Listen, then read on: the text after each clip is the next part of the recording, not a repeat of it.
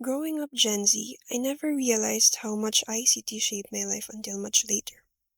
For me, the internet wasn't something I needed to learn. It was just there.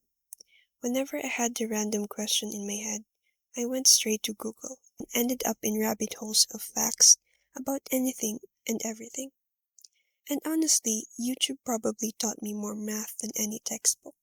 I could pause, rewind, and learn at my own pace. Something I am truly grateful for, as not everyone grew up with that opportunity.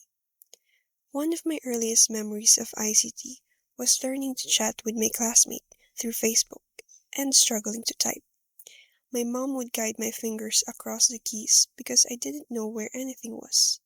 Now, typing feels instinctive. What's funny is how the roles flipped. My mom now asks me to help her navigate phone apps, confusing interfaces, endless agree to terms, pop ups, and updates that seem designed to overwhelm anyone who didn't grow up with them. ICT became second nature to my generation. We communicate differently too. Jokes, memes, puns, references that only make sense if you're constantly online. Meanwhile, older people stick to more traditional patterns, and sometimes it feels our conversations are happening on completely different wavelengths. But being constantly online has a cost. With instant information everywhere, it's too easy to fall into that endless scroll. Even when nothing interesting shows up, I keep refreshing, and hours pass before I realize it.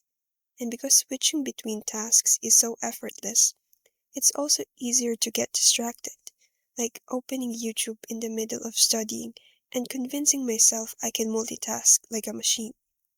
Despite all that, conventional media still exists in my life. We still go to the cinema to watch films that aren't online yet, and photography, whether digital or printed, still matters.